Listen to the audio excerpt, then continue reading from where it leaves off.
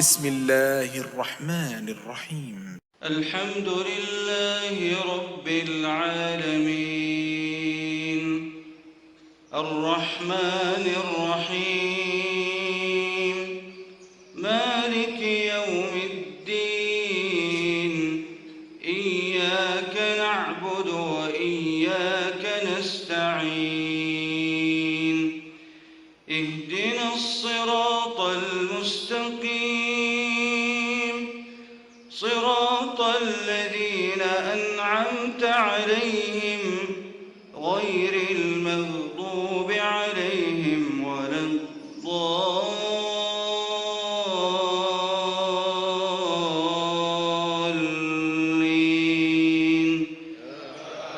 آمين. مولاي صل وسلم دائما أبدا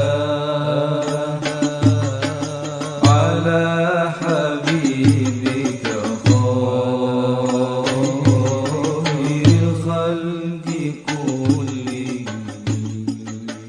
الحمد لله نحمده ونستعينه ونستغفره ونؤمن به ونتوكل عليه ونعوذ بالله من شرور أنفسنا ومن سيئات أعمالنا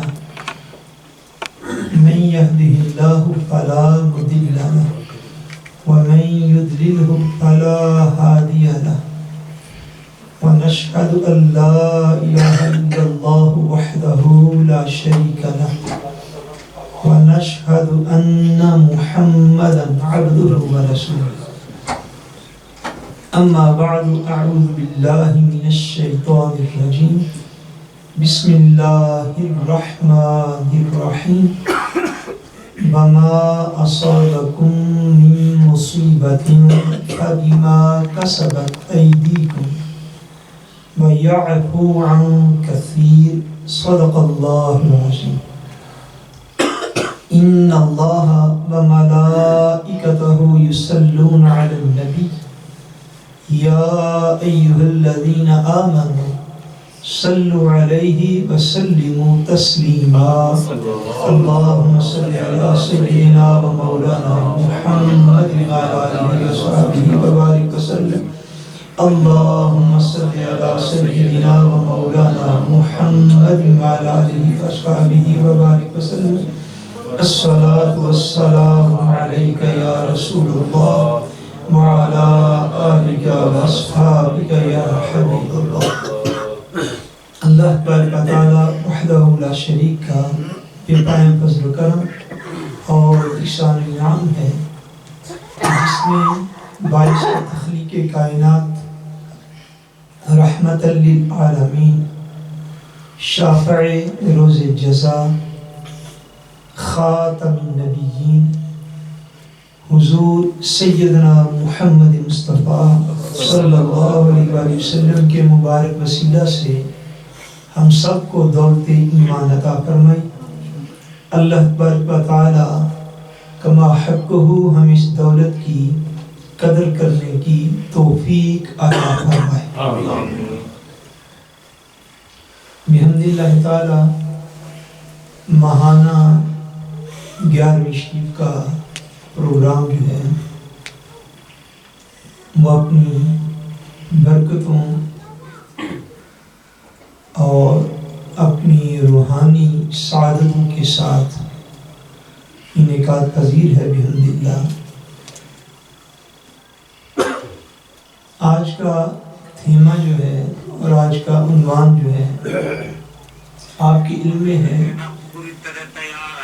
کہ جو پہلا میسج جو ہے وہ آپ کو ملا اس میں ہمارا جو تسلسل کے ساتھ ایک موضوع جس کا ہم نے کوئی گزشتہ سے پیوستہ یعنی جو لاسٹ 11ویں شریف ہوئی اس سے پہلے سیکنڈ لاسٹ 11ویں شریف پہ جس عنوان کا ہم نے آغاز کیا تھا آپ کو یاد ہوگا یعنی قصیدہ بردہ شریف کی کے اشعار کی شرح اور اس کی تشریح کے اعتبار سے کو یاد ہے؟ جی آپ کو پتہ ہے کہ سیدھا بردہ شریف میں الحمدللہ تعالیٰ کم و بیش 165 اشعار پر مشتمل قصیدہ ہے، جس کے غالباً پہلے 16 اشعار جو ہیں ان کے جو تھی وہ تھوڑی تھوڑی تشریح جو تھی وہ ہم عرض کرنے میں کامیاب ہوئے۔ خیال یہی تھا کہ اس دفعہ بھی اس کو آگے ہم فرصتیں کریں گے بیدرے اور انشاءاللہ، مگر جو موجودہ ہمارے حالات ہیں تقریباً میڈیا کے ذریعے سے پوری دنیا میں لوگ اس بات کو جانتے ہیں، کرونا وائرس کے اعتبار سے ساری دنیا کے بہت سارے ممالک کو کم و بیش اس نے اپنی لپیٹ میں لیا ہوا ہے۔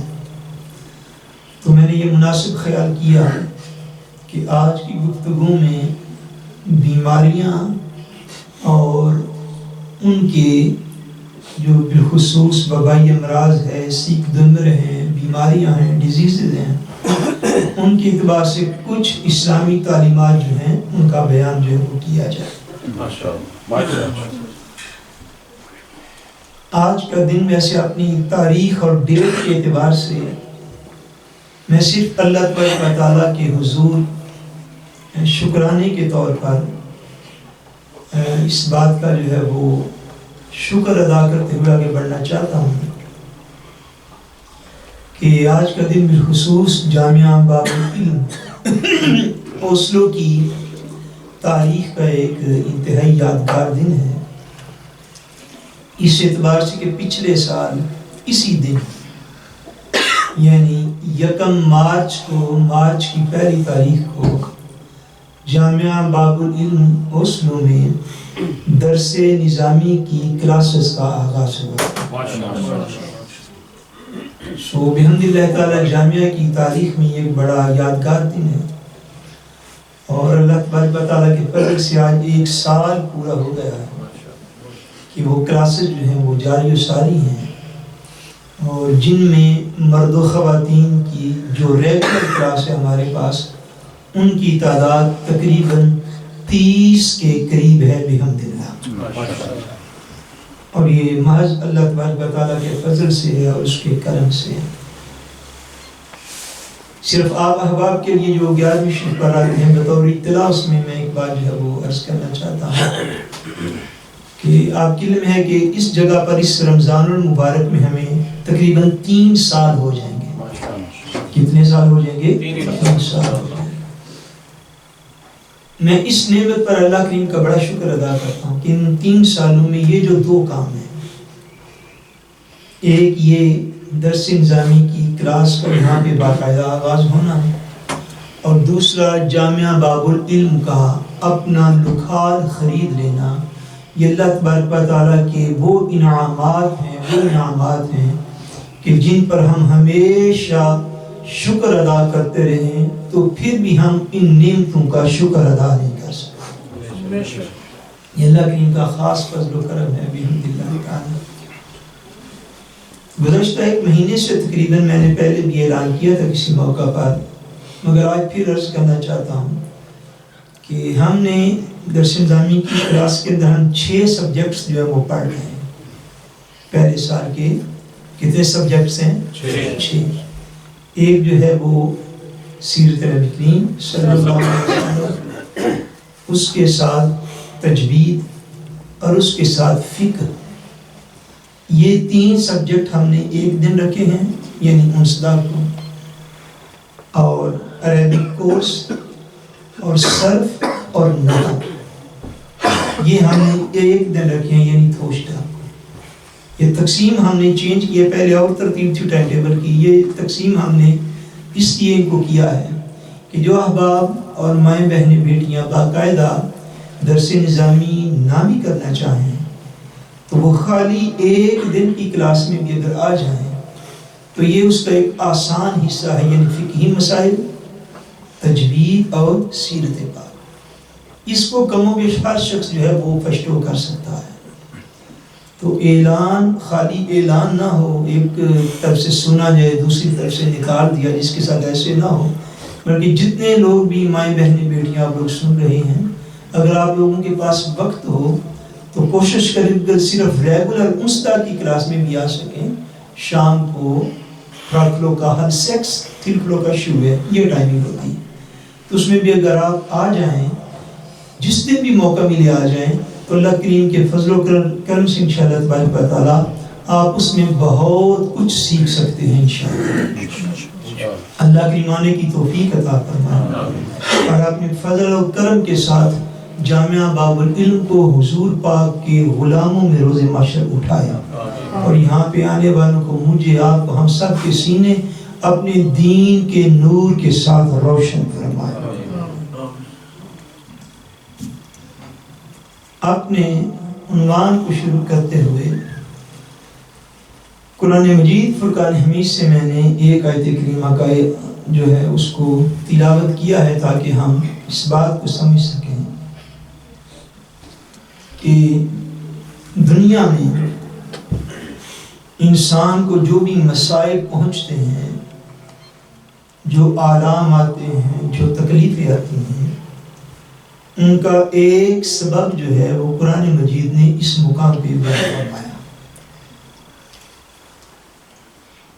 اور وہ بڑا خاص سبب ہے، خاص ایک ریزن ہے، خاص سبب ہے جس کو اس مقام پہ ارشاد فرمایا گیا. انسان کو زمین پر، زمین کی زندگی میں جو تکلیفیں آتی ہیں، پریشانی آتی ہیں، وہ بیماری کی صورت میں ہوں، وہ مال کے نقصان کی صورت میں ہوں، اور دیگر وہ ساری چیزیں جن کو انسان یقیناً اپنے لیے ایک مصیبت، ایک تکلیف اور ایک دکھ سمجھتا ہے، اس کی ایک ریزن کو یہاں پہ اللہ کریم نے ارشاد فرمایا وَمَا أَصَابَكُم مِّن مُّصِیبَةٍ، فرمایا اور تم کو جو مصیبت بھی پہنچتی ہے، اے انسانوں تمہیں جو مصیبت بھی پہنچتی ہے، تمہیں جو تکلیف بھی پہنچتی ہے، تمہیں جو دکھ بھی ملتا ہے، جو مصیبت تمہیں ملتی ہے، پہنچتی ہے، فَبِمَا كَسَبَتْ أَيْدِيكُمْ، فرمایا وہ تمہارے اپنے ہاتھوں کے کرتوتوں کا نتیجہ ہے. اللہ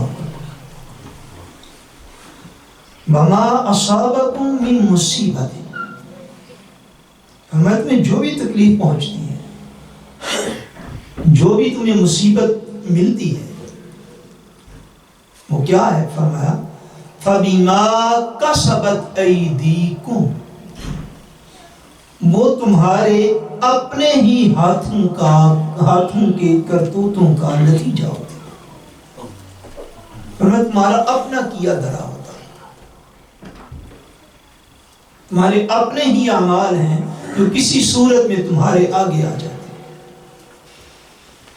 تمہارا اپنا ہی وہ کیا ہوا ہے جو کسی صورت میں تمہارے آگے سامنے آ جاتا ہے. وَيَعْفُو عَن كَثِيرٍ، فرمایا وہ یعنی اللہ، فرمایا اللہ تمہاری بہت سی باتوں کو تو ویسے ہی معاف فرما دیتا ہے. میں اگر تمہاری ہر کوتاہی پر، تمہارے ہر گناہ پر، تمہاری ہر غلطی پر وہ گرفت نہیں فرماتا. تمہاری ہر غلطی، ہر گناہ کو بطور مصیبت تمہارے سامنے نہیں لاتا، مگر دنیا میں جو تمہیں مسائل پہنچتے ہیں، آلام اور تکلیفیں پہنچتی ہیں، وہ تمہارے ہی اپنے ہی ہاتھوں کا کیا دھرا ہے. مگر نہ فرمایا وَيَعْفُو عَن كَثِيرٍ، اللہ تمہاری بہت ساری باتوں کو تو ویسے ہی معاف فرماتا.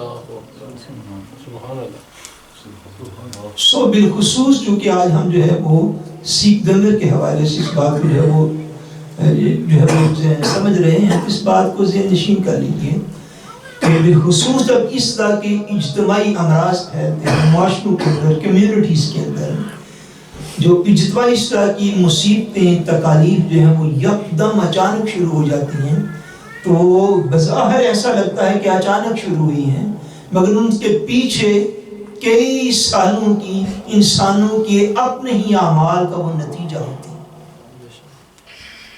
انسانوں کے اپنے ہی اعمال کا وہ نتیجہ ہوتا ہے۔ جیسے پرسنلی طور پر، ذاتی طور پر اگر کوئی بندہ بالفرض بہت زیادہ میٹھی چیزیں کھانے لگ جائے، بہت زیادہ میٹھی چیزیں کھائے اور اس کا جسم لات بھی ہو، وہ کوئی ٹریننگ وغیرہ کا عادی بھی نہ ہو، ایکسرسائز بھی نہ کرتا ہو، اور ایک عرصہ تک مسلسل بہت زیادہ چینی کھانے کی وجہ سے بالآخر اس بندے کو شوگر ہو جاتی ہے۔ یہ ہے ہاتھوں کا کیا دھرا، یہ ہے اپنی ہی کرتوت کا نتیجہ۔ ایسے ہوتا ہے کہ نہیں ہوتا؟ بولیے، ایسے ہوتا ہے۔ اگر کوئی شخص جو ہے وہ بہت دیر تک بسیار خوری کا عادی ہو، کس چیز کا؟ بولیے، جب میں آپ کو بلاتا ہوں تو اس لیے میرا دل ہوتا ہے کہ آپ کو کوئی ایک اردو کا لفظ آ جائے اور اس میں اضافہ ہو جائے آپ کی وکیبلری میں۔ کیا میں نے عرض کیا؟ بسیار خوری۔ بسیار خوری یہ ہے کہ یعنی کھانا بہت زیادہ کھانا، کھانا بہت زیادہ کھانا، یہ نہیں کہ بڑی ایک اعلیٰ اچھی صحت کے اصولوں کے مطابق چیز ہو تو وہ بہت زیادہ کھا لی جائے تو وہ صحت کے اصولوں کو توڑ کے رکھ دیتی ہے۔ یعنی اگر کوئی شخص بسیار خوری کا عادی ہو، بہت زیادہ کھانا کھانے کا عادی ہو اور ہمیشہ پیٹ بھر کے کھانا کھاتا ہو اور ایک عرصہ اس کو ایسے ہی گزر جائے تو اس کا نتیجہ کیا ہوگا؟ نتیجہ یہ ہوگا کہ وہ بندہ بدہضمی کے مرض میں گرفتار ہو جائے گا، میدا سٹامک وہ اس کا کمزور ہو جائے گا، حتیٰ کہ سٹامک کا جو منہ ہوتا ہے اس کے اوپر ورم تک آ جاتا ہے، صرف اس وجہ سے کہ بندہ ہمیشہ کھانا زیادہ کھاتا ہے۔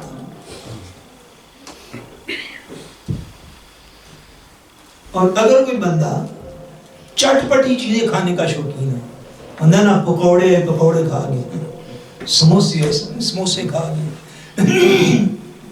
جو چٹ پٹی چیزیں کھانے کا زیادہ شوقین ہوتا ہے، ترش چیزیں، چٹ پٹی چیزیں زیادہ کھانے کا شوقین ہو اور عرصے دراز تک کھاتا رہے تو اس شخص کے معدے میں خدا نخواستہ سٹامک کو السر بھی ہو جاتا ہے۔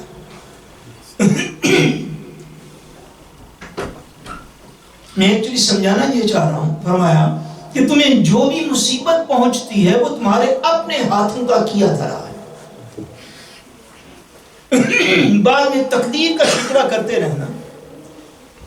فرمایا اس پہلو کو بھی ہے انسانوں سمجھو ضرور، جیسے میڈیکل اور طب کے اصولوں کے حوالے سے اگر کوئی شخص سگریٹ نوشی کا عادی ہو اور بہت زیادہ عادی ہو سگریٹ نوشی کا، تو مسلسل کئی سال سگریٹ نوشی کرنے کی وجہ سے بندے کے جو خون کی شریانیں ہیں وہ تنگ ہو جاتی ہیں۔ خون کی شریانیں جو جن کے اندر خون بہتا ہے وہ کیا ہوتی ہیں؟ وہ تنگ ہو جاتی ہیں، خون کو پراپر چلنے کے لیے وے نہیں ملتا، جس وجہ سے بندے کو بلڈ پریشر ہو جاتا ہے۔ اور اگر بلڈ پریشر بہت زیادہ بگڑ جائے تو یہ فالج کا سبب ہوتا ہے، اور اگر فالج بگڑ جائے تو وہ دماغ کی شریان کے پھٹنے کا سبب ہوتا ہے۔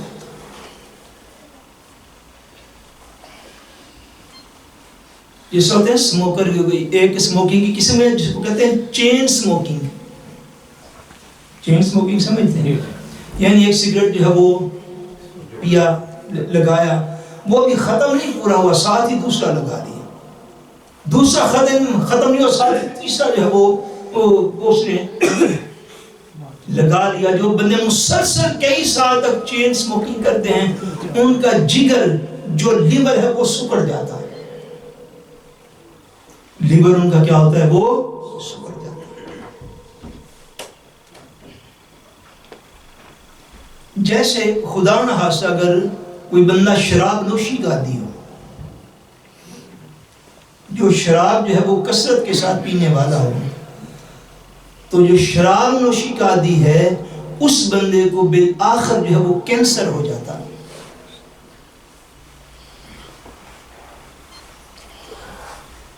اگر کوئی بندہ ہومو سیکسول کا عادی ہو جائے، عورت ہو یا مرد، وہ بالآخر ایڈز کا شکار ہو جاتا ہے۔ یہ جو سارا کچھ ہے، یہ طبی طور پر، میڈیکلی طور پر جو ثابت ہو چکا ہے، یہ اس آیت پاک کا ایک پہلو میں عرض کروں جس کو فرمایا گیا کہ اے لوگو ما اصابکم من مصیبت فبما کسبت ایدیکم، فرمایا تم جو کچھ بھی اس دنیا میں تمہیں جو بھی مصیبت پہنچتی ہے وہ تمہارے اپنے ہاتھوں کے کرتوتوں کا نتیجہ ہوتی۔ خدا نخواستہ اگر کوئی مسلمان مسلسل شراب نوشی کرتا رہے تو بعد میں کئی سالوں کے بعد یہ کھڑاگے کرے جی مجھے تو کینسر ہو گیا، تو اس کا کھڑاگے کرنا بنتا ہے؟ بولیے یہ کیا بات ہے؟ انسان کے اوپر جتنے معاملات آتے ہیں جس کو وہ دکھ تکلیف اذیت سمجھتے، اس کا ایک پہلو یہ بھی ہے کہ اس کی زندگی کے کسی نہ کسی حصے میں وہ اپنے فالٹس ہیں اس کے جو اس کے کہیں نہ کہیں سامنے آ جاتے ہیں۔ ایک تو یہ طبی اور میڈیکل کے اعتبار سے بعض وجوہات اس طرح کی ہوتی ہیں، بعض اس کی ریزنز جو ہیں، اسباب جو ہیں وہ روحانی بھی ہوتے ہیں، بعض اس کے اسباب جو ہیں وہ بولیے نسانے، بعض اس کے اسباب روحانی بھی ہوتے ہیں، اور وہ اسباب جو ہیں ان پہ ایک حدیث پاک میں حضور نبی کریم صلی اللہ علیہ وسلم نے ارشاد فرمایا، اور یہ حدیث پاک جو ہے یہ سنن ابن ماجہ کی حدیث پاک ہے جس کا نمبر 4019 اس کا نمبر ہے، سنن ابن ماجہ شریف کے اندر۔ صحابہ کرام ارشاد فرماتے ہیں، حضور نبی کریم صلی اللہ علیہ وسلم نے ہمیں ارشاد فرمایا، فرماتے ہیں اقبل علینا رسول اللہ صلی اللہ علیہ وسلم فقال یا معشر المہاجرین خمس اذا ابتلیتم بہن واعوذ باللہ ان تدرکوہن۔ فرماتے ایک دن حضور علیہ السلام نے ہمیں ارشاد فرمایا، اے گروہ مہاجرین، 5 باتیں ایسی ہیں جب تم ان میں مبتلا ہو جاؤ گے، جب تم ان میں مبتلا ہو جاؤ گے تو اس کا نتیجہ کیا نکلے گا؟ حضور علیہ السلام نے ارشاد فرمایا، اور ساتھ کیا خوبصورت کلمہ حضور نے صحابہ کے لیے ارشاد فرمایا، فرمایا وَأَعُوذُ بِاللَّهِ أَن تُدْرِكُوهُنَّ، فرمایا اور میں محمد صلی اللہ علیہ وسلم فرمایا اور میں اللہ کی پناہ چاہتا ہوں اس بات سے کہ تم لوگ اس کے اندر مبتلا ہو جاؤ۔ یعنی اپنے صحابہ کے لیے حضور نے دعا فرما دی، اور صحابہ کے ذریعے سے بقی اپنی قیامت تک آنے والی امت کو خبر عطا فرما دی۔ فرمایا 5 چیزیں ایسی ہیں جن کا نتیجہ 5 چیزیں ہیں، بلکہ نتیجہ اس سے زیادہ ہے۔ فرمایا اگر تم لوگ ان باتوں میں مبتلا ہو گئے تو ان کا یہ نتیجہ بھی نکلے گا۔ ہاں فرمایا اے گروہ مہاجرین، سبحان اللہ، مہاجرین حضور کے وہ صحابہ جو ہجرت کر کے مدینہ طیبہ آ گئے، جنہوں نے حضور کی خاطر ماریں کھائیں، کاروبار چھوڑے، جائیدادیں چھوڑی، ماں باپ چھوڑے، باغات چھوڑے، قبیلے چھوڑے، سارا کچھ چھوڑ دیا، صرف حضور کو اور حضور کے رب کو اختیار کر لیا تھا۔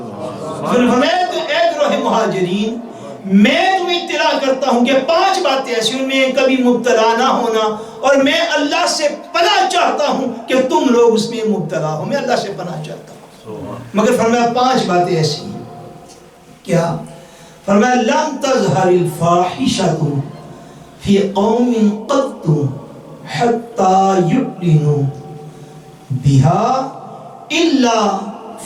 إِلَّا فَشَا فِيهِمُ الطَّاعُونُ بَالْأَوْجَاعُ الَّتِي لم تکن مضت فی اسلافہم الذین مضوا.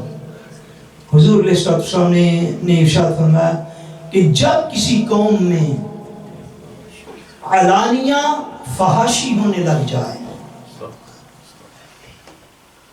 جب کسی قوم میں علانیہ فحاشی ہو، عریانی ہو، بدکاری ہو، سریعان ہو، فرمایا جب کسی قوم میں علانیہ فحاشی ہوگی، بدکاری ہوگی، زناکاری ہوگی، تو فرمایا پھر کیا ہوگا؟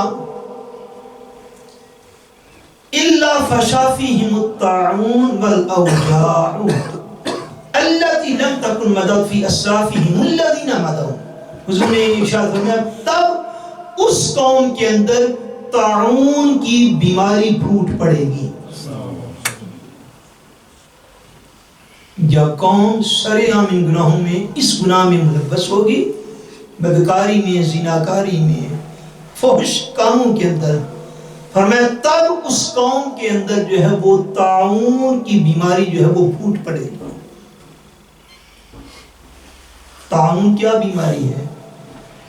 طاعون یہ بیماری ہے کہ جس میں بعض اوقات اس کے کئی معنی، علماء نے 5 معنی اس کے کیے ہیں، جس میں بطور بیماری جو اس کا معنی اور مفہوم جو ہے وہ لیا گیا ہے وہ یہ ہے کہ طاعون جو ہے یہ جسم کے اندر گلٹیاں بنتی ہیں، دانے بنتے ہیں.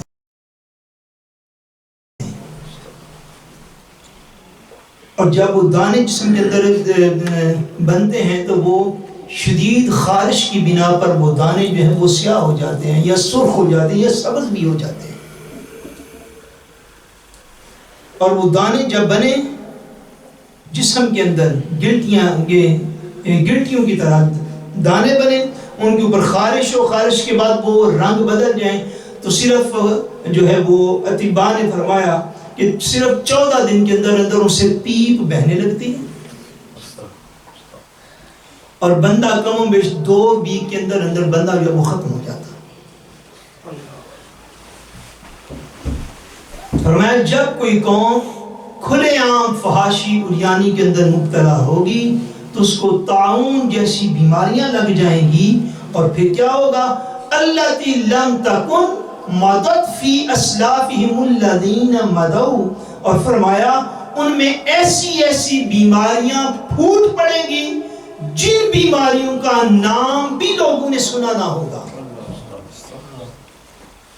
فرمایا ایسی بیماریاں پھوٹ پڑیں گی کہ فرمایا جو تم سے پہلے قومیں گزری ان قوموں کے اندر وہ بیماریاں کبھی موجود نہ تھیں. ان قوموں کے اندر وہ بیماریاں فرمایا لوگوں نے نام تک بھی نہ سنے ہوں گے. ایسی بیماریاں نکل آئیں گی اس گناہ کی کثرت کی وجہ سے. آگے کیا فرمایا؟ دوسری چیز بیان فرمایا وَلَمْ يَنْقُصُ الْمِكْيَالَ وَالْمِيزَانَ.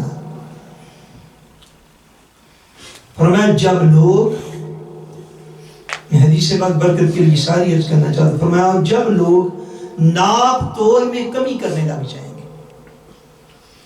ناپ تول میں کمی کرنے لگ جائیں گے،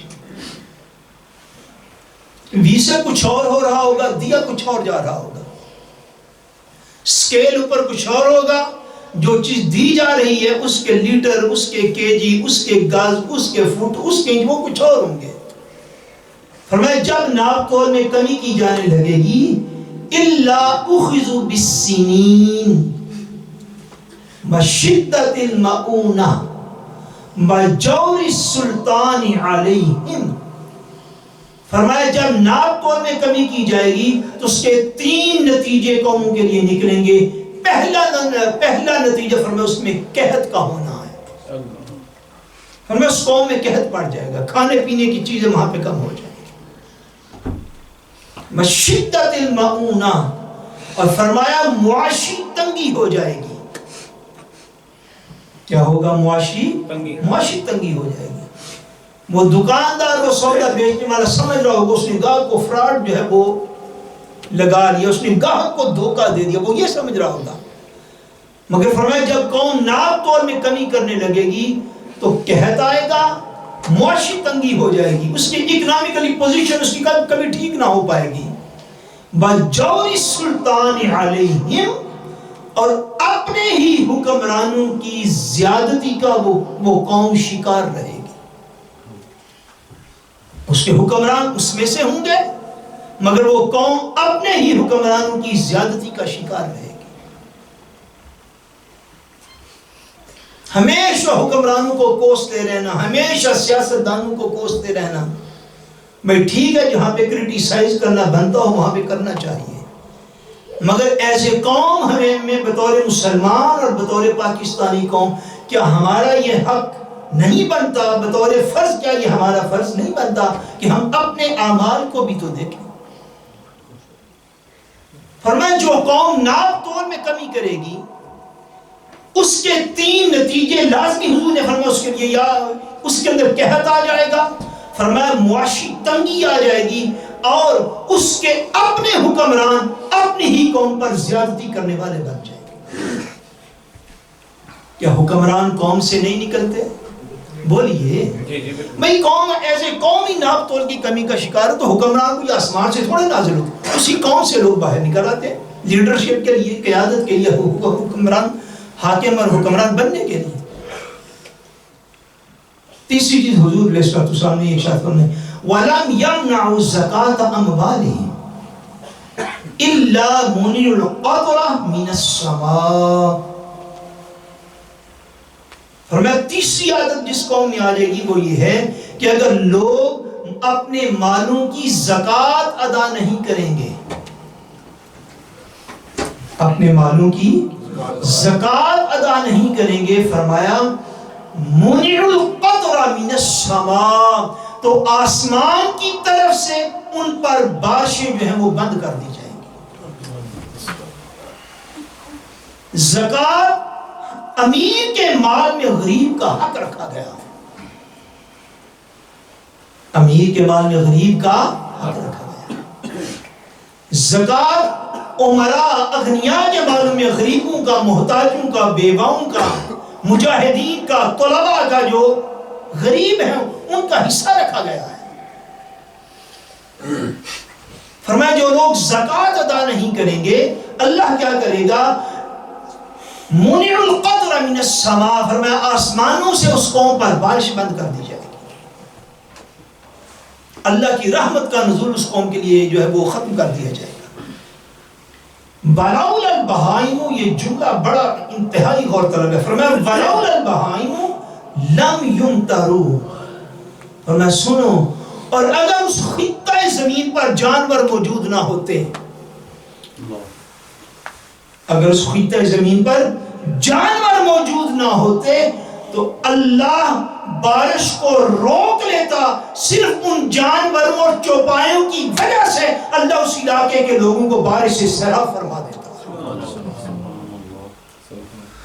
یعنی بعض اوقات جانور خدا کے ہاں بعض انسانوں سے زیادہ قابل قدر ہو جاتے ہیں.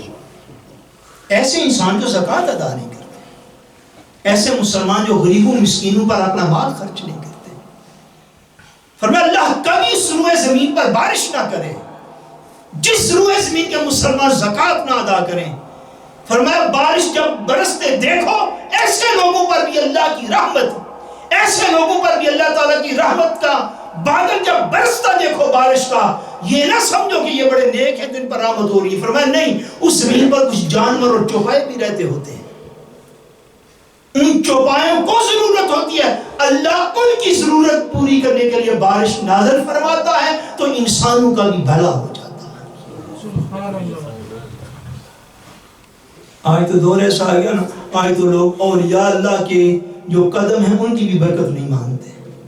ایسا دور ہے کہ نہیں؟ فکری طور پر کچھ لوگ اولیاء کو، نیک لوگوں کی برکت کو بھی نہیں مانتے. کچھ حدیث پاک میں بھی غور کریں، وہ کیا فرماتے ہیں؟ فرماتے ہیں بارش ہوتی ہے مگر جانوروں کے وسیلے کی وجہ سے ہو جاتی ہے.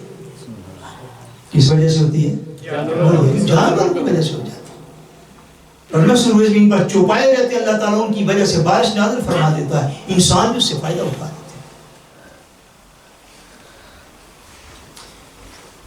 اللہ اکبر. فرمایا وَلَمْ يَنقُضُ عَهْدَ اللَّهِ وَعَهْدَ رَسُولِهِ إِلَّا سَلَّطَ اللَّهُ عَلَيْهِمْ عَدُوًّا مِّنْ غَيْرِهِمْ. فرمایا چوتھی چیز یہ ہے کہ جو لوگ اللہ اور اس کے رسول کے ساتھ وعدہ پیمان کر کے توڑ دیتے ہیں، اللہ اور اس کے رسول کے ساتھ وعدہ کر کے جو لوگ توڑ دیتے ہیں، اللہ اور اللہ کے رسول کے ساتھ وعدہ کیا ہے؟ پہلی اس بات کو سمجھنے کے لیے وعدہ یہ ہے، کلمہ اللہ اور اللہ کے رسول کے ساتھ ایک وعدہ ہے، شہادت توحید و رسالت اللہ اور اللہ کے رسول کے ساتھ ایک وعدہ ہے جو ہر مسلمان نے کیا ہے کہ یا اللہ جتنی دیر تو نے ہمیں زندگی عطا کی ہے ہم زندگی اس طرح گزاریں گے جس طرح تو چاہتا ہے۔ یہ اللہ کے ساتھ وعدہ ہے، یہ اللہ کے ساتھ عہد و پیمان ہے، اسی کو کلمہ کہتے ہیں۔ لا الہ الا اللہ، اللہ کے سوا کوئی عبادت کے لائق نہیں، محمد الرسول اللہ، محمد صلی اللہ علیہ وسلم اللہ کے رسول ہیں۔ یہ اللہ کے ساتھ وعدہ ہے کہ یا اللہ ہم ہمیشہ تیری اطاعت کریں گے، تیری تابعداری کریں گے، اور تیری تابعداری کیسے کریں گے؟ جیسے حضور علیہ السلام نے ہمیں اس کا طریقہ ارشاد فرمایا ہوا ہے۔ فرمایا جب لوگ اللہ اور اس کے رسول کے ساتھ کیے ہوئے عہد و پیمان کو توڑ دیتے ہیں تو کیا ہوتا ہے؟ فرمایا اِلَّا سَلَّطَ اللَّهُ عَلَيْهِمْ عَدُوًّا مِّنْ غَيْرِهِمْ، تو اللہ ان لوگوں پر کسی دشمن کو مسلط فرما دیتا ہے، وہ پاس والا دشمن ملک اٹھ کے ان کے اوپر قابض ہو جاتا ہے، بلکہ اب تو پاس والے کی بھی ضرورت نہیں رہ گئی ہے، ایک بر اعظم سے لوگ اٹھ کے دوسرے بر اعظم پر جا کے ملکوں کے اوپر قبضے کر لیتے ہیں، آپس میں کوئی زمینی رابطہ نہ ہونے کے باوجود دوسرے ممالک پر قبضہ ہو جاتا ہے۔ فرمایا جب لوگ اللہ اور اس کے رسول کے ساتھ کیے ہوئے وعدے کو پورا نہیں کریں گے تو پھر کیا ہوگا؟ اللہ ان پر باہر کا غیر دشمن جو ہے اللہ ان لوگوں پر مسلط کر دیتا ہے، تو وہ کرے گا کیا؟ فَأَخَذُوا بَعْدَ مَا فِي أَيْدِيهِمْ، فرمایا سنو وہ ان لوگوں کے مال جو ہے وہ چھین لے گا، فرمایا جو کچھ اس قوم کے پاس ہوگا وہ چھین لے گا، ان کے مال، ان کے اسباب، ان کا تیل، ان کے سارے معدنی وسائل، جو کچھ ان کے پاس ہوگا، فرمایا وہ جو غیر دشمن ہے، جو دشمن ہے غیر کسی قوم کا، وہ ان سے ان کے سارے اسباب کو چھین دیتا ہے۔ اور آخری چیز یہ ارشاد فرمائے حضور نے، فرمایا فَأَخَذُوا بَعْضَ مَا فِي أَيْدِيهِمْ، آگے فرمایا وَمَا لَمْ تَحْكُمْ أَئِمَّتُهُمْ بِكِتَابِ اللَّهِ، فرمایا جب حکمران اللہ تبارک و تعالیٰ کی کتاب کے مطابق فیصلے نہیں کریں گے، جس مسلمان قوم کے حکمران اللہ کی کتاب کے مطابق فیصلے نہیں کریں گے، وَيَتَخَيَّرُ مِمَّا أَنزَلَ اللَّهُ، اور اللہ نے جو احکام نازل فرمائے ان کو اختیار نہیں کریں گے، جو کچھ اللہ نے نازل فرمائے اس کو اختیار نہیں کریں گے، اپنے ذہن میں جو کچھ آئے گا اسمبلی میں بیٹھ کے بل پاس کر کے اس کو قانون بنا دیں گے، جو کتاب اللہ میں لکھا ہوگا وہ کہیں گے نہیں یہ صرف مسجد میں نماز تراویح میں سنانے کے لیے ہے، اسے اتنا گزارا کرو، وہ بھی اگر ہم اجازت دیں تو۔ جو اللہ نے قوانین واضح کیے، جو اللہ تبارک و تعالیٰ نے مسلمانوں کو دنیا میں رہنے کے لیے قانون دیا، آئین دیا، وہ اس کا نفاذ مسلمانوں پر نہیں کریں گے۔ نفاذ کس چیز کا ہوگا؟ جو ان کے اپنے مائنڈ میں آ جائے گا، جو وہ خود سمجھیں گے اس کو بطور قانون نافذ کریں گے، اور جو کتاب اللہ کی آیات ہوں گی، حضور کے فرمان ہوں گے، ان کو چھوڑ دیں گے۔ فرمایا جب تمہارے حکمران اللہ کی کتاب کے مطابق فیصلہ نہیں کریں گے، اللہ نے جو نازل کیا اس کو اختیار نہیں کریں گے، تو کیا ہوگا؟ اِلَّا جَعَلَ اللَّهُ بَأْسَهُمْ بَيْنَهُمْ، تو اللہ ایسی قوم میں پھوٹ ڈال دیتا ہے اور ان میں تفرقہ کو پیدا فرما دیتا ہے۔ قوم مسلمان کب تفرقہ میں مبتلا ہوتے ہیں؟ بولیے، جب حکمران اللہ کی کتاب کے مطابق فیصلے نہیں کرتے، قوم فرقہ واریت کا شکار کب ہوتی ہے؟ اس کی شیل کس طرف جاتی ہے؟ بولیے، حکمرانوں کی طرف جاتی ہے، کہ حکمران جو ہے وہ زمین پر انصاف قائم نہیں کرتے، اللہ کی کتاب کے مطابق لوگوں میں فیصلہ نہیں کرتے۔ جب وہ اللہ کی کتاب کے مطابق فیصلہ نہیں کرتے تو حضور فرماتے اس کا نتیجہ کیا نکلے گا؟ فرمایا نتیجہ یہ ہوگا کہ لوگوں میں پھوٹ پڑ جائے گی اور لوگوں میں اختلاف ڈال دیا جائے گا۔ بظاہر ایک قوم ہوگی مگر فرقہ واریت اتنی ہو جائے گی کہ لوگ ایک دوسرے سے دور دور ہو جائیں گے۔ میں یہ کر رہا تھا کہ حضور نبی کریم صلی اللہ علیہ وسلم نے جو جسمانی بیماریاں ظاہر ہوتی ہیں اقوام میں، لوگوں میں، معاشروں میں، کمیونٹیز میں، اس کی ایک ریزن جو ہے کئی احادیث میں حضور علیہ السلام نے یہ ارشاد فرمایا، اور اس حدیث پاک میں خاص طور پہ جس چیز کو ارشاد فرمایا وہ یہ ہے کہ جب لوگ فحاشی عریانی کی طرف راغب ہو جائیں گے تو اس وقت ان کے اندر ایسی ایسی بیماریاں پیدا ہوں گی جو پہلے لوگوں میں موجود ہی نہ تھی، اور طاعون جیسی بیماریاں جو ہیں وہ فرمایا لوگوں کے اندر پیدا ہو جائیں گی۔ اب اس کی سکرہیت کے لیے اور اس کی حفاظتی اقدامات کے لیے جب کوئی بیماری پھیل جائے تو اس کی حفاظتی اقدامات کرنے کا ایک طریقہ جو ہے وہ کیا ہے، اس حوالے سے بھی احادیث پاک میں کئی احادیث جو ہیں وہ موجود ہیں۔ جب کوئی ایسا مرض کسی ایسی جگہ پہ پھیل جائے، یہ صحیح بخاری شریف کی حدیث پاک ہے اور صحیح مسلم شریف کے اندر بھی ہے، معتبر کتب احادیث میں یہ حدیث پاک جو ہے یہ موجود ہے۔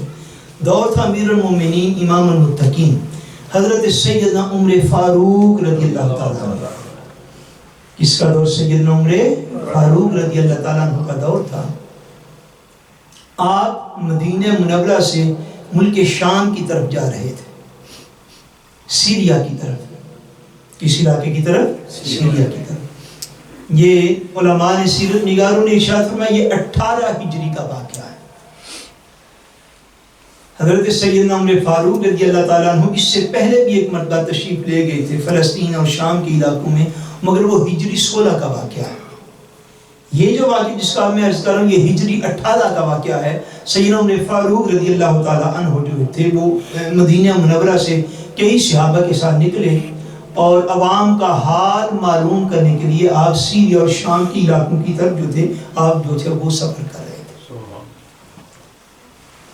اس سے ایک چیز یہ بھی پتہ چلتی ہے کہ جو حکمران ہو مسلمانوں کا اس کو چاہیے کہ خالی خبروں پر گزارا نہ کرے، خالی خبروں اور نیوز پر گزارا نہ کرے۔ اگر اس کے لیے ممکن ہو تو اپنے ملک کے مختلف علاقوں کا دورہ بھی کرے تاکہ براہ راست جا کے عوام کی حالت کا مشاہدہ کر سکے۔ اس لیے حضرت عمر فاروق مدینہ طیبہ سے نکلے۔ آپ مختلف علاقوں سے چلتے چلتے جب شام کے قریب پہنچے تو ایک لفظ یوز کیا جاتا ہے اجناد۔ اجناد کا معنی یہ ہے حدیث پاک میں جو اس روایت کے اندر آیا، اجناد کا معنی یہ ہے کہ ملک شام کے 5 مختلف علاقے تھے جس کو آپ نے ڈیوائیڈ کیا ہوا تھا انتظامی طور پر۔ تو اجناد کے جو امراء تھے، اجناد کے جو امراء اپنے گورنرز مقرر فرمائے ہوئے تھے، امیر مقرر فرمائے ہوئے تھے، وہ آپ کی خدمت میں سرغ ایک مقام تھا، وہاں پر وہ آپ کی خدمت میں حاضر ہوئے اور عرض کی کہ یہ جو فلاں علاقہ ہے شام کا جس طرف آپ جانا چاہتے ہیں وہاں پہ طاعون کا مرض پھیلا ہوا ہے، وہاں پہ طاعون کا مرض پھیلا۔ امواس اس علاقے کا نام تھا جو کہ ملک شام کا تھا جس طرف کو آپ جا رہے تھے۔ صحابہ نے عرض کیا کہ حضرت عمر فاروق رضی اللہ تعالیٰ عنہ کی بارگاہ میں عرض کہ حضرت وہ علاقہ جب وہاں پہ طاعون کا مرض پھیلا ہوا اس پورے شہر کے اندر اور بے شمار لوگ جو ہیں، اگر مجھے ٹھیک یاد ہے اس وقت تو ہزاروں کی تعداد میں اس طاعون کی اس وبا کے اندر اس علاقے کے مسلمان جو تھے وہ شہید ہوئے اور دنیا سے گئے۔ حضور علیہ السلام کا ایک فرمان ہے، حضور نے فرمایا جو شخص طاعون کے مرض میں فوت ہوا اس کو درجہ شہادت دیا جائے گا۔ ہے پتہ ہمارے ہم دین میں شہیدوں کی دو قسمیں ہیں. ایک ہوتے ہیں وہ شہداء جو میدان جنگ میں جا کے شہید نہیں ہوئے بلکہ حضور علیہ السلام نے انہیں حکمی طور پر بطور حکم ان کو شہداء کی صف میں شامل فرمایا. ان کی تعداد 45-46 کے قریب ہے. حضور علیہ السلام نے ارشاد فرمایا کوئی شخص اس طرح مر جائے وہ بھی شہید ہے, اس طرح مر جائے وہ بھی شہید ہے, اس طرح مر جائے وہ بھی شہید ہے. یقیناً وہ شہید بڑا افضل اور اعلیٰ ہے کہ جس نے اللہ کی راہ میں جا کے میدان جنگ میں اپنی جان دے دی. مگر کچھ لوگ حکمی شہداء ہوتے ہیں. بہرحال حضرت عمر فاروق کی بارگاہ میں عرض کیا گیا جناب جس شہر کی طرف جانے کا قصد اور ارادہ رکھتے ہیں اس شہر میں طاعون کی وبا پھیلی ہوئی ہے, تو اب فیصلہ آپ فرمائیں کہ آپ نے جانا ہے یا نہیں جانا. حضرت سیدنا عمر فاروق رضی اللہ تعالیٰ عنہ نے ارشاد فرمایا, حضرت عبداللہ بن عباس رضی اللہ تعالیٰ عنہ آپ ارشاد فرمایا حضرت عمر فاروق نے مجھے ارشاد فرمایا کہ جاؤ جا کے جو صحابہ ہیں جو مہاجرین صحابہ ہیں ان کو میرے پاس لاؤ, میں ان سے مشاورت کرنا چاہتا ہوں. فرماتے میں مہاجرین صحابہ کو بلا کے لایا حضرت عمر فاروق کے پاس, آپ نے ان سے مشاورت کی. جب مشاورت کی تو کچھ لوگوں نے یہ مشورہ دیا کہ آپ اس شہر میں چلے جائیے, اور کچھ نے مشورہ دیا کہ آپ اس شہر میں نہ جائیے, آپ اس شہر میں نہ جائیے, وبا پھیلی ہوئی ہے, مرض لگنے کا خطرہ موجود. حضرت عمر فاروق رضی اللہ تعالیٰ عنہ نے فرمایا ٹھیک. پھر فرمایا کہ میرے لیے انصار صحابہ کو بلاؤ. فرماتے پھر میں گیا, جو انصار وہاں پر موجود تھے ان کو جا کے عرض کیا آپ کو پتہ ہے نا انصار صحابہ کون؟ مدینہ طیبہ میں رہنے والے لوگ. انصار صحابہ کون تھے؟ حضور کے جو مدنی صحابہ تھے وہ انصار صحابہ. فرمایا انصار صحابہ کو بلا کے لاؤ. انصار صحابہ کو جو تھا وہ آپ کے پاس آئے. حضرت عمر فاروق رضی اللہ تعالیٰ عنہ نے ان کے ساتھ مشورہ کیا. ان میں سے بھی آدھا مشورہ ملا. بعض نے کہا کہ آپ جائیے, بعض نے کہا کہ آپ تشریف نہ لے کر جائیے, آپ کا جانا مناسب نہیں, وہاں پہ آلریڈی ایک وبا جو ہے وہ پھیلی ہوئی. حضرت عمر فاروق رضی اللہ تعالیٰ عنہ کو پھر بھی تسلی اور اطمینان نہیں ہوا. فرمایا اچھا آپ صرف ان صحابہ کو بلا کے لاؤ جو فتح مکہ سے پہلے اسلام قبول کر چکے ہوئے تھے. اکابر اور بزرگ صحابہ فرمایا, یہ دونوں کتب کے اندر یہ روایت موجود ہے. فرمایا میرے پاس ان اکابر صحابہ کو لے کر آؤ جو بزرگ صحابہ ہیں جنہوں نے فتح مکہ سے بڑی مدت پہلے اسلام قبول کیا, میں ان کے ساتھ مشورہ کرنا چاہتا ہوں. پھر آپ کی خدمت میں وہ جید اور بزرگ صحابہ کرام حاضر خدمت ہوئے اور جناب کی خدمت میں آگے عرض کیا. حضرت عبداللہ بن عباس کہتے ہیں وہ جو بزرگ صحابہ تھے ان میں سے 2 بندوں میں بھی ایسا اختلاف نہیں ہوا. سارے کے سارے صحابہ نے حضرت عمر فاروق رضی اللہ تعالیٰ عنہ سے کہا کہ آپ اس مقام پر امواس کے مقام پر جہاں پہ طاعون کی وبا پھیلی ہوئی ہے آپ ادھر نہ جائیے, آپ یہاں سے مدینہ طیبہ واپس چلے جائیے.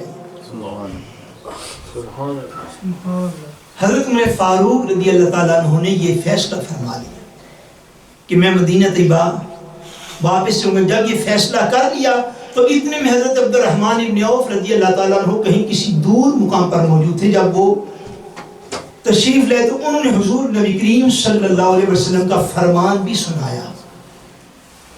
کیا کہ انہوں نے حضور کا فرمان بھی ارشاد فرمایا کہ سمعت رسول اللہ صلی اللہ علیہ وسلم یقول اذا سمعتم به بارض فلا تقدموا علیہ واذا وقع بارض وانتم بها فلا تخرجوا فرارا منه. فرماتے ہیں کہ حضرت عبد الرحمن بن عوف رضی اللہ تعالیٰ عنہ نے جب حضرت عمر فاروق فیصلہ بھی فرما چکے تھے اس کے بعد آگے حضور کا فرمان سنا. فرمایا کہ میں نے خود نبی کریم صلی اللہ علیہ وسلم سے یہ بات سنی کہ جب کسی زمین میں کوئی وبا پھیل جائے, جب کسی زمین میں کوئی وبا پھیل جائے تو وہاں پر نہ جاؤ. بولیے سبحان اللہ. یہ حضور کا وہ دیا ہوا سبق ہے جو قیامت تک انسانیت کے کام آتا رہے. فرمایا اگر کسی جگہ پر کوئی وبا پھیلی ہوئی ہے تو وہاں پر نہ جاؤ, اور جب ایسی جگہ پہ وبا موجود ہو, وبا آ جائے جہاں تم خود موجود ہو, جہاں تم خود موجود ہو, اس شہر کے اندر وبا آ گئی, فرمایا پھر تم وہاں سے باہر بھی نہ نکلو، پھر تم وہاں سے باہر بھی نہ نکلو، کہ باہر والا صحت مند بیمار علاقے میں جائے گا تو وہ سمیتے ہو کے تو واپس آئے گا، اور اس علاقے کا بیمار بندہ اگر باہر نکلے گا تو باہر جا کے بیماری کے پھیلنے کا سبب بن جائے گا۔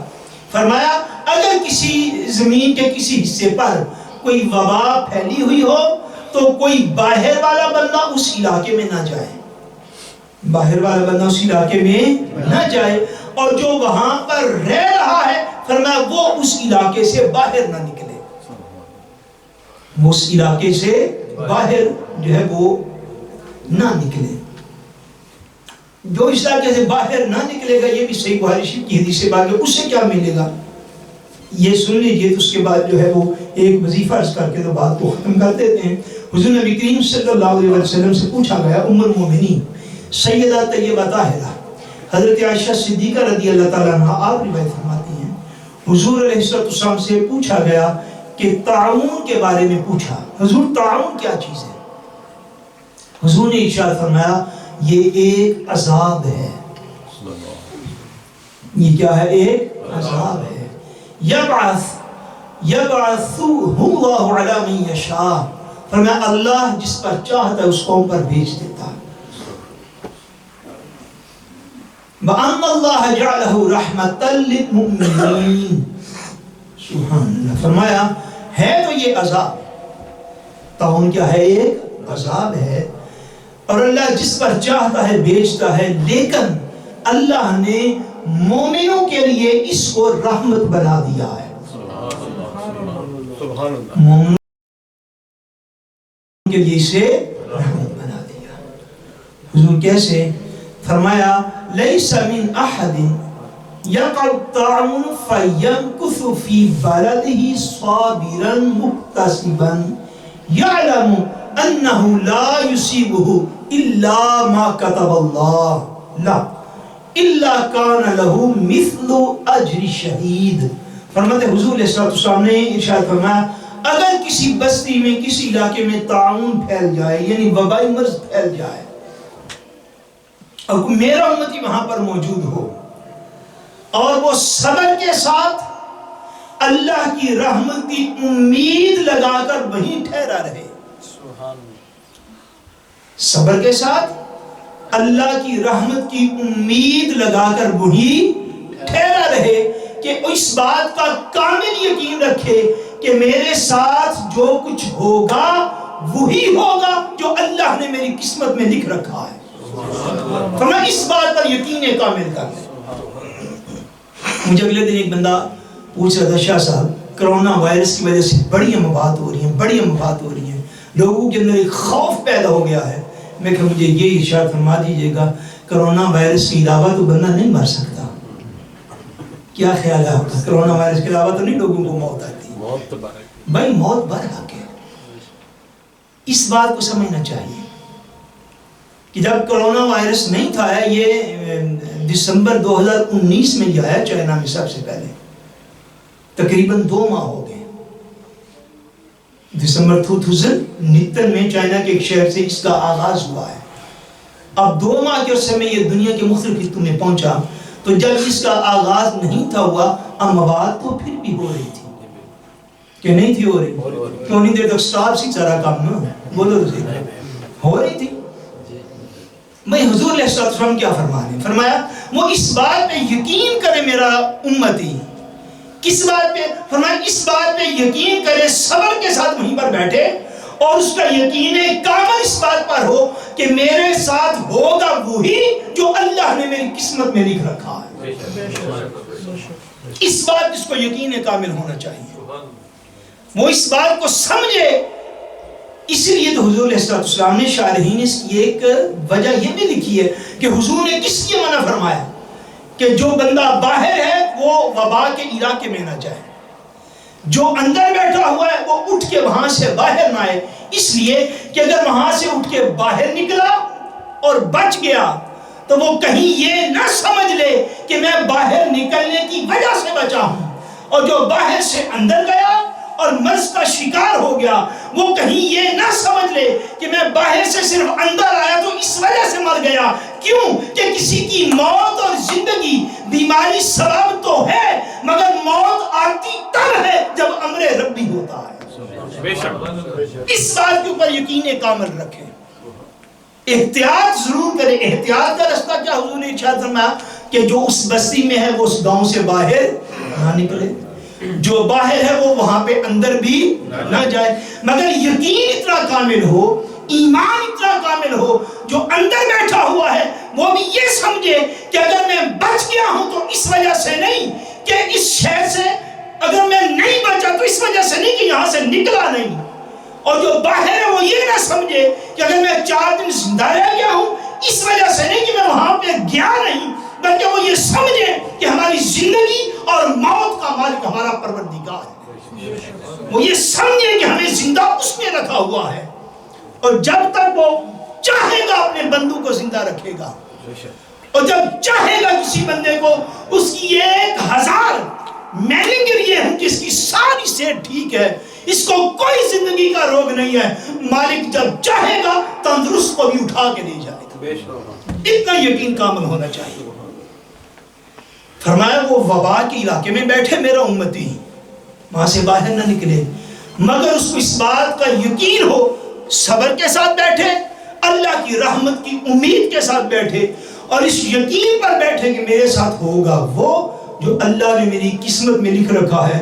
فرمایا اگر کوئی اس طرح بھی بیٹھا رہا، فرمایا اِلَّا كَانَ لَهُ مِثْلُ اجر شہید، فرمایا اس کو قیامت والے دن ایک شہید کے برابر اجر عطا فرمایا، اس کو ایک شہید کے برابر اجر عطا فرمایا۔ جتنے بھی والدین جن کے بچے یہاں اسکولوں میں جاتے ہیں ہمارے اوسلو شہر کے اندر، ان کو یقیناً وہ میلنگ ملی ہوگی، مجھے بھی ملی، آپ کو بھی ملی ہوگی، جو کمیون کی طرف سے جاری کی گئی۔ پہلے تو میں یہ سمجھا ہوا تھا یہ خالی سوشل میڈیا کی بات ہے، مگر جب ایک پراپر سرکاری طریقے سے وہ میسج ہے وہ آیا تو پھر میں سمجھا یہ سوشل میڈیا پہ بھی کچھ سچ ضرور موجود ہوتا ہے۔ وہ میلنگ آپ نے بھی پڑھی ہوگی، میں نے بھی وہ میسج جو ہے وہ پڑھا، اس میں 3 احتیاطیں جو ہم اس کے اندر انہوں نے مینشن کی ہیں۔ پہلی احتیاط یہ ہے جو واضح طور پر اگر میں عرض کروں تو انہوں نے کہا جی ہم اسکولوں میں یہ پابند کر رہے ہیں کہ ٹیچرز اور بچے جو ان کا نیر تک جو ہے سن ایک دوسرے کو جو وہ جس کا کہہ لیجئے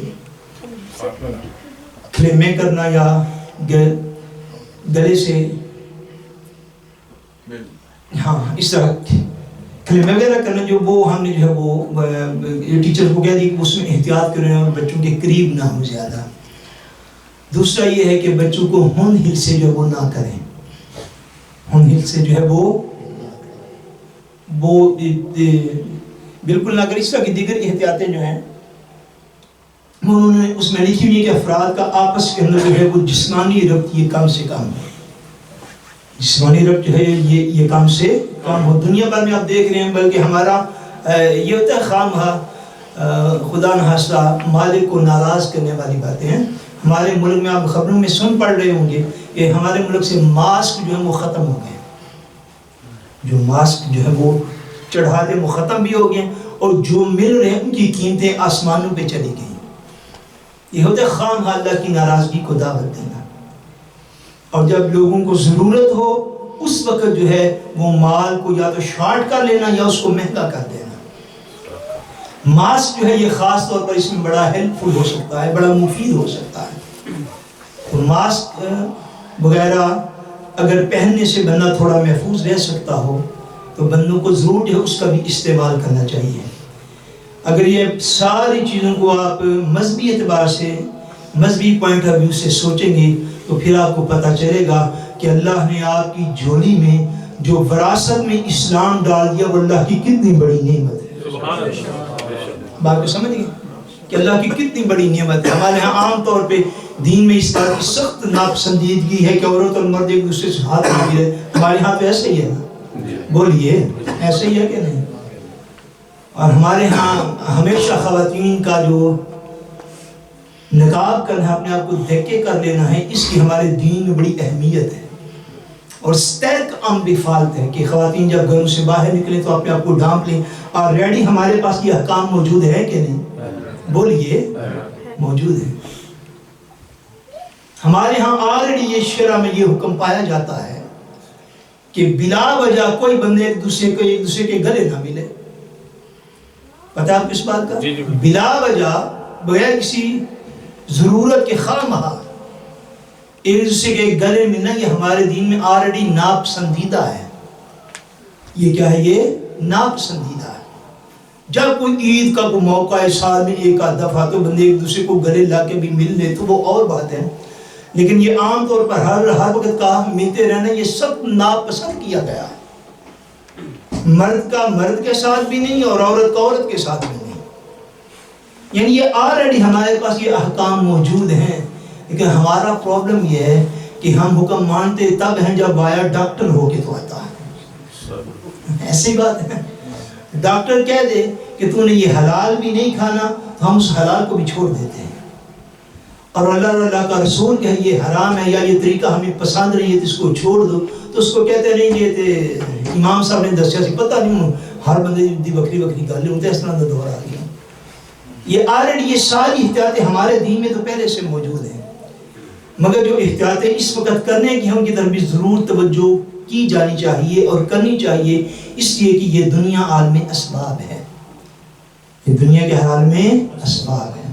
حضور نبی کریم صلی اللہ علیہ وآلہ وسلم نے کئی چیزیں جو ہیں، کئی دعائیں جو ہیں وہ ہمیں ایسی ارشاد فرمائی ہیں اور ایسی عطا فرمائی ہیں کہ جن دعاؤں کا پڑھنا جو ہے اس طرح کی کیفیت میں بڑا بابرکت ہے، اور اس طرح کی کیفیت نہ بھی ہو پھر بھی ان کا زبان سے ہر وقت پڑھتے رہنا وہ بڑی برکتوں کا باعث ہے۔ صحابہ کرام رضوان اللہ تعالی علیہم اجمعین ارشاد فرماتے ہیں کہ حضور نبی کریم صلی اللہ علیہ وسلم نے ہمیں ایک ایسا ذکر عطا فرمایا جس کو حضور علیہ السلام صبح و شام تین مرتبہ پڑھتے۔ سبحان اللہ۔ کتنی مرتبہ پڑھتے تھے؟ تین مرتبہ حضور علیہ السلام پڑھتے۔ تو وہ دعا جو ہے یہ حدیث پاک جو ہے یہ سنن ابی داؤد شریف میں ہے اور حدیث نمبر 5090 اس کا نمبر ہے۔ اس دعا کا مفہوم اور ترجمہ یہ ہے کہ اللہ کریم آفینی فی بدنی سے شروع ہوتا ہے کہ اے اللہ میرے جسم کو عافیت عطا فرما، اللہم عافینی فی سمعی، اے اللہ میرے کانوں کو عافیت عطا فرما، اللہم عافینی فی بصری، اے اللہ میری آنکھوں کو جو ہے وہ عافیت اور امن عطا فرما، لا الہ الا انت، تیرے سوا کوئی بھی عبادت کے لائق نہیں، اللہم عافینی فی بدنی، اللہم عافینی فی سمعی، اللہم عافینی فی بصری، لا الہ الا انت، اللہم عافینی فی بدنی، اللہم عافینی فی سمعی، اللہم عافینی فی بصری، لا الہ الا انت، اللہم عافینی فی بدنی، اللہم عافینی فی سمعی، اللہم عافینی فی بصری، لا الہ الا انت۔ ان دنوں میں خاص طور پہ ہر روز صبح و شام کتنی مرتبہ؟ تین مرتبہ۔ کتنی مرتبہ؟ تین مرتبہ اس دعا کو ضرور پڑھیں انشاءاللہ تعالیٰ۔ اللہ کریم اس دعا کی برکت سے حضور علیہ السلام کی زبان اقدس سے نکلے ہوئے کلمات مبارکہ کی برکت سے اللہ کریم ہمیں ہر بیماری سے محفوظ فرمائے اور ہر ظاہری باطنی بیماری سے محفوظ فرمائے اور ہمیں جسمانی روحانی شفائیں عطا فرمائے اور اللہ کریم ہمارے عقیدہ اور عمل کی ہر کمزوری کو دور فرمائے اور ہم سب کا خاتمہ بالایمان فرمائے وما علینا الا البلاغ المبین.